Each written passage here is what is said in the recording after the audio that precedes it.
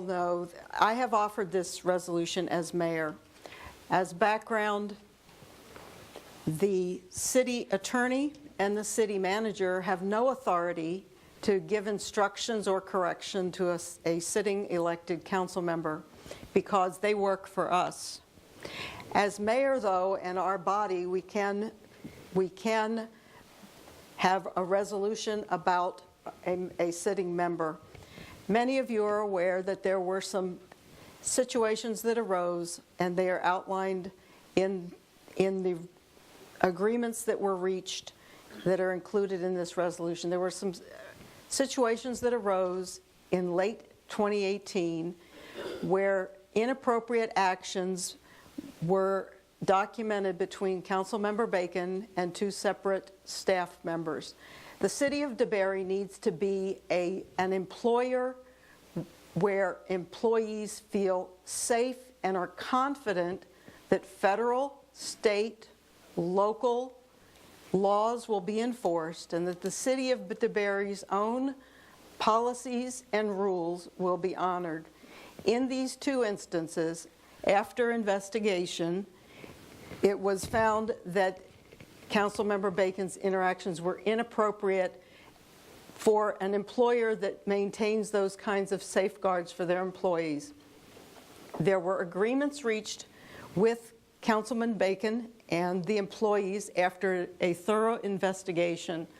The investigation did not find that Councilman Bacon's interactions included a direction of staff, which would be a charter violation. And that is the reason that this resolution documents the agreements reached between Councilmember Bacon and the city employees, which resolve the matter in their minds, and it places these agreements in the public record. And the resolution also states that should there be any future breach of these agreements, that the council would take different action, and that action could result in something as severe as removal if it were proven that Councilmember Bacon had behaved in a manner that met the qualifications for being removed from office. That is the background. I do have public participation on this matter. Ryan Renfro, would you please approach the podium and give your address and name? Ryan Renfro, 250 West Constance, DeBary, Florida, 32713. I do believe that this resolution is not the correct course of action, and I also do believe it's bypassing the city charter and its mandates. I guess the core of the argument is whether or not Councilman Bacon gave direction. Now, myself and you have talked about this, and we disagree on this, whether or not terms like should and need to are direction. And I can understand your point of view and whether that's debatable. For me, I consider that direction. If you read the city charter, let me find the right one here.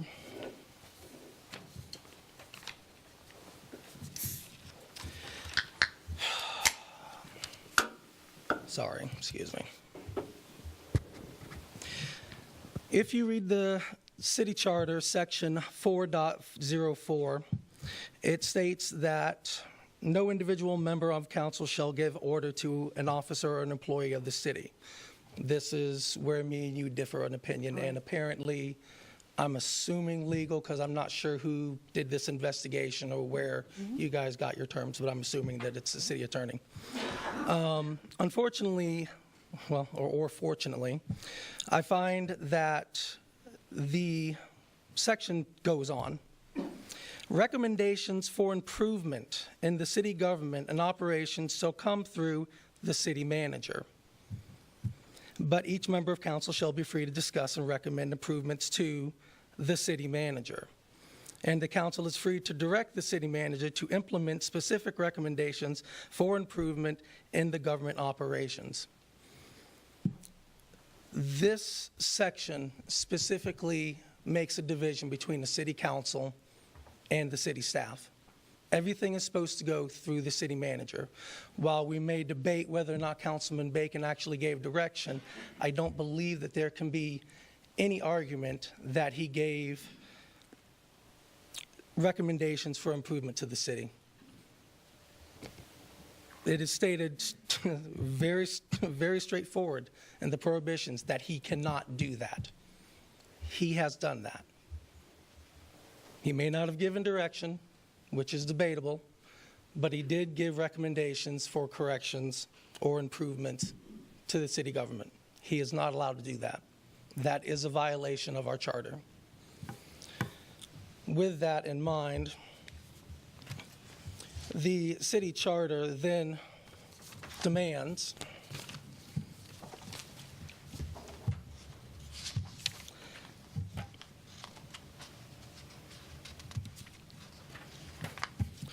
in section 4.0, forfeitures of office, a member of council may forfeit his or her office if the member is, in item 2, violates any express prohibition of the charter. That continues to go on to say, if any of these events should occur, and I don't think there's any doubt that it has occurred at this point, a hearing shall automatically be conducted at the next regularly scheduled council meeting, and the member may be declared to have forfeited his office by the majority vote of the council.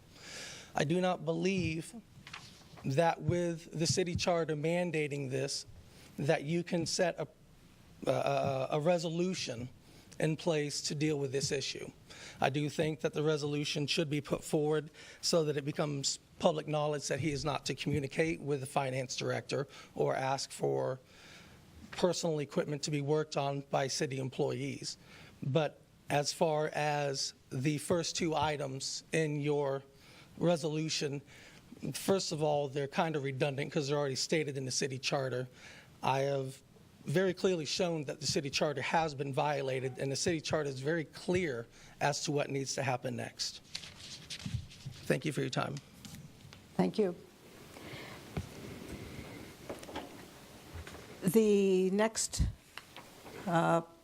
public comments will be from Mort Culligan.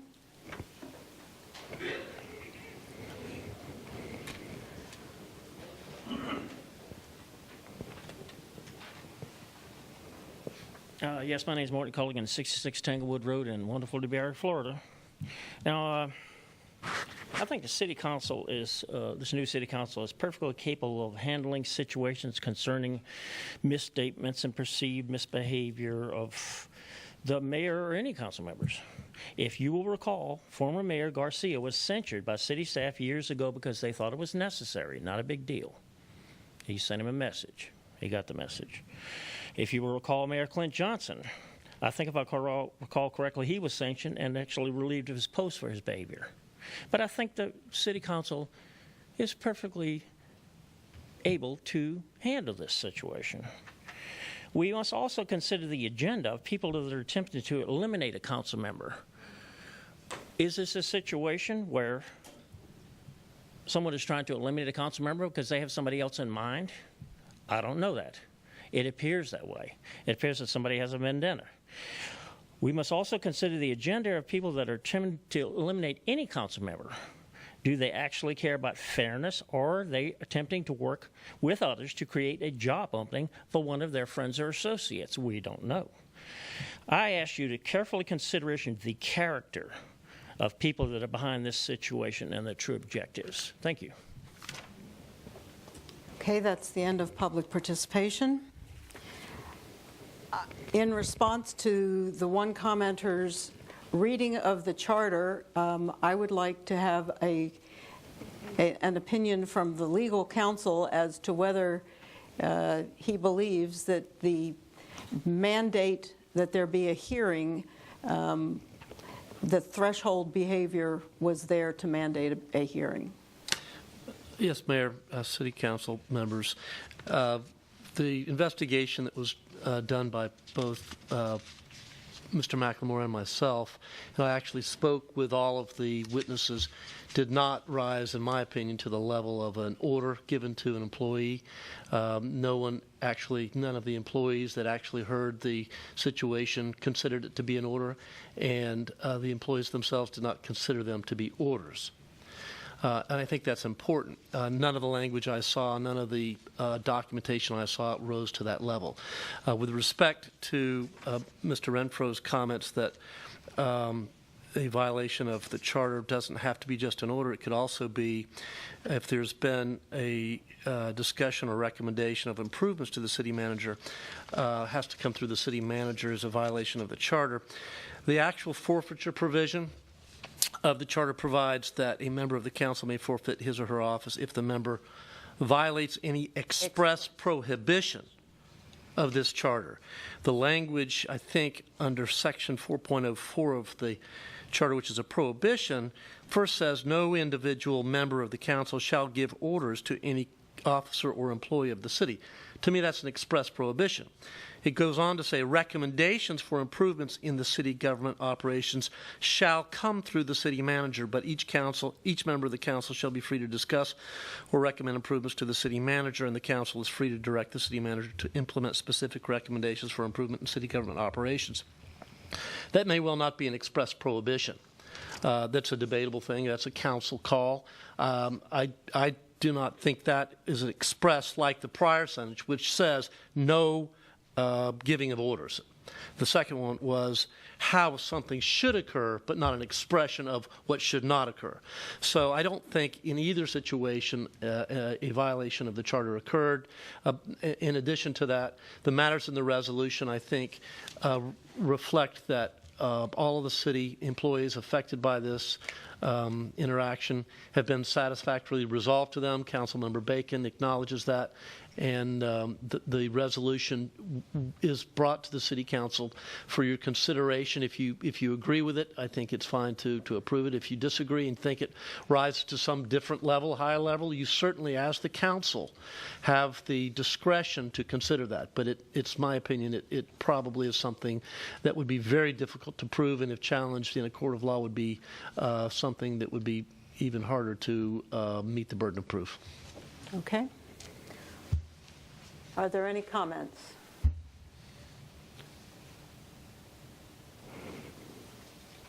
I have a question.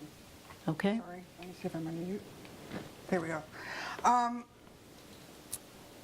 What happens if something else does occur? What's the ramification of that? Do we come back to this again? Is this a slap on the wrist or a warning?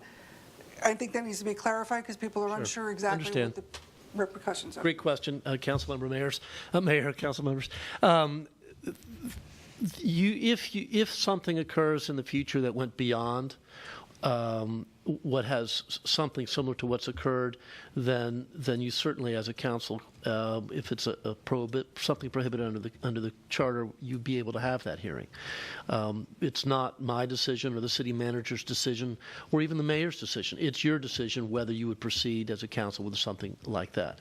If the same thing occurred, so it was no greater in severity than what's occurred now, you could consider the matter and issue a censure to the council member and perhaps take some other actions. But if you did not think it rose to a higher level, it would not be a basis for forfeiture. Okay, thank you. Yes. Okay.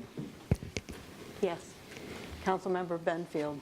Now that that's been clarified, I would just like to make a comment and a suggestion. The resolution is for the action in the way that I'll be voting tonight and not a personal attack on the person. It's public awareness, so thank you for bringing this to light, and reminder for us all to channel concerns to the city manager and not staff directly. In lieu of this resolution and setting us up for success, our city manager has successfully in the past given us a calendar of items that are coming onto the agenda. So a suggestion would be to do that again so that we can anticipate what's coming on the agenda and give ourselves plenty of time to amply prepare and get the information that we need in the manner that will suffice us to be comfortable in voting. That's my comment. Thank you. Are there any other comments? Would anyone like to entertain a motion? I'll make a motion to approve. Is there a second? I'll second. Okay. Councilmember Butland? Councilmember Stevenson? Yes. Yes. Councilmember Benfield? Councilmember Bacon? What's, yes? I vote yes. The resolution carries.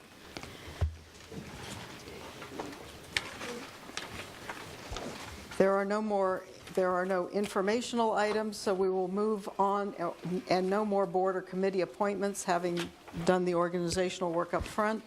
So we are moving on to member reports and communication, and we will go down the line, and I will be last of the council members, and then we will go to the